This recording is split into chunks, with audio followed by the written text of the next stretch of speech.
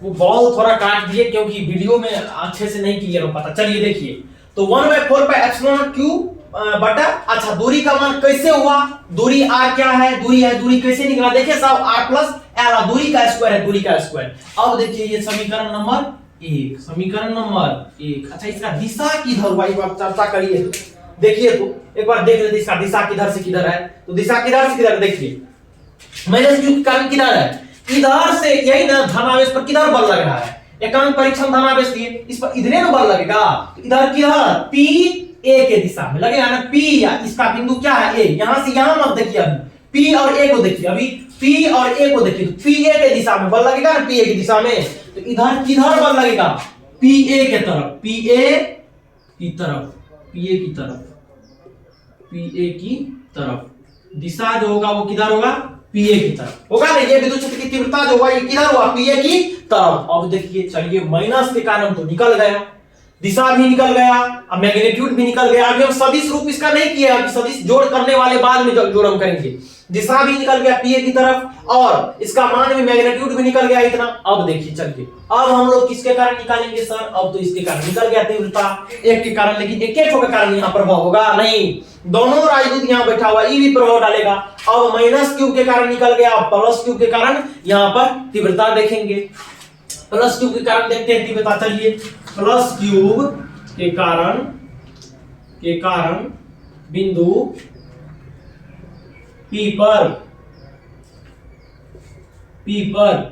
E का मान, बिंदु P पर E का मान प्लस क्यू। अब देखिए धन आवेश, अब इसको बंद कीजिए, अब इसके कारण यहां पर तीव्रता, पहले माइनस के कारण देखे तीव्रता, अब प्लस के कारण यहां पर हम लोग तीव्रता देखे। अब देखिए चलिए तीव्रता का मान कैसे सर पता लगाते हैं, चलिए उठा के लाइए, धन आवेश खींचते क्यू नॉट लाए, प्लस क्यू नॉट। अब देखिए इस प्लस क्यू नॉट को खींचते इस बिंदु पर ले गए, देखिए क्या घटना घटेगा सर, क्या होगा, ये परीक्षण आवेश तो हमेशा धन आवेश लेते हैं और ये भी धन आवेश है, सोर्स चार्ज, ये भी स्रोत आवेश का स्रोत जो है यहाँ से, ये भी धन आवेश है, परीक्षण आवेश भी धन आवेश। बताइए दोनों आपस में क्या होगा, अट्रैक्ट होगा कि रिपेल होगा, तो सबका कहना होगा सर रिपेल होगा। तो बताइए यहाँ पर इस प्लस क्यूब के कारण, यहाँ पर प्लस क्यूब आवेश के कारण, यहाँ पर उसको खुले रहने दो, इस प्लस क्यूब आवेश के कारण जो यहाँ पर विद्युत क्षेत्र की तीव्रता होगा उसका दिशा किधर होगा, ये प्लस क्या करेगा, एकांक परीक्षण धन आवेश को इधर की ओर धकेलेगा, इसका तीव्रता किधर, इधर की ओर होगा। ये किसका है, तो ई प्लस क्यूब, किसका तीव्रता है विद्युत क्षेत्र की, ई प्लस क्यूब। तो ई प्लस क्यूब के कारण विद्युत क्षेत्र की तीव्रता इधर से इधर, माइनस के कारण इधर से, देखिए एकदम अपोजिट डायरेक्शन में, ये इस दिशा में, ये इस दिशा में है। तो मैं प्लस क्यूब के कारण विद्युत क्षेत्र की तीव्रता, अब हम लोग फिर से फार्मूला लगा के मान निकालते हैं। चलिए बोलिए, ई प्लस क्यूब बराबर 1/4 पाई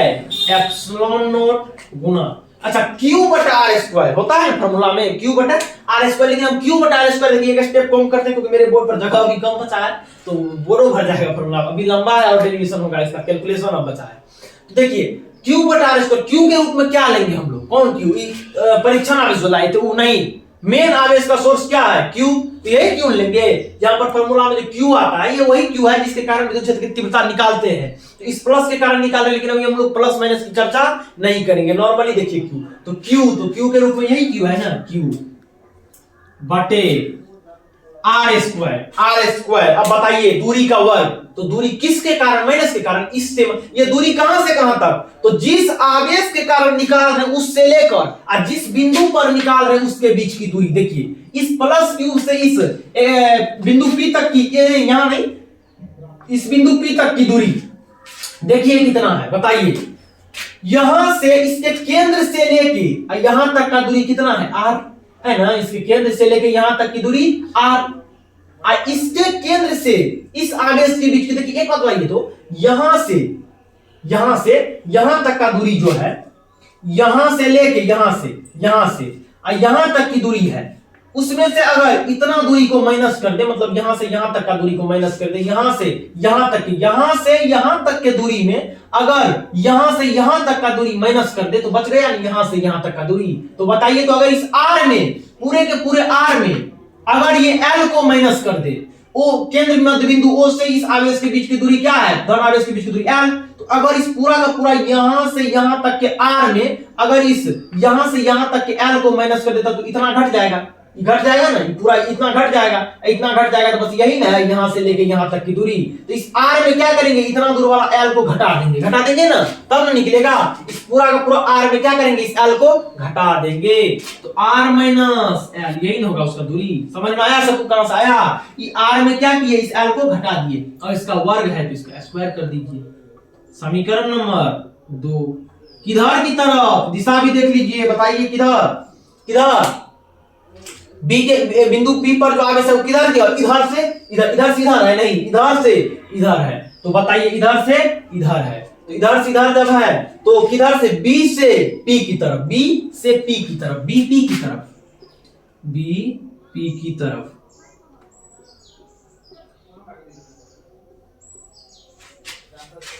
चलिए अब हो गया BP की तरफ, ध्यान से समझिए। अब इस बिंदु, अब देखिए इस पर क्या निकला, अभी ये आवेश का परिमाण निकला, आवेश नहीं विद्युत क्षेत्र की तीव्रता का। अभी मान लीजिए हम दिशा लिखने के लिए 1 मिनट के लिए साइड में लिख दिए समझने के लिए, लेकिन अभी हम लोग वेक्टर फॉर्म में इसको देखे हैं, परिणामी वेक्टर देखे हैं, तो परिणामी वेक्टर अभी परिणामी विद्युत क्षेत्र की तीव्रता इस बिंदु पर ई भी लगा रहा है, ई भी लगा रहा है, तो दोनों लगा रहा है, कुछ ना कुछ परिणाम होगा। अब देखिए हो क्या रहा है, अच्छा ये एक सदिश राशि है तो परिमाण और दिशा दोनों होगा। तो देखिए यहां पर क्या, माइनस क्यू क्या कर रहा है, यहां पर तीव्रता इधर आ रहा है, माइनस क्यू के कारण तीव्रता इधर,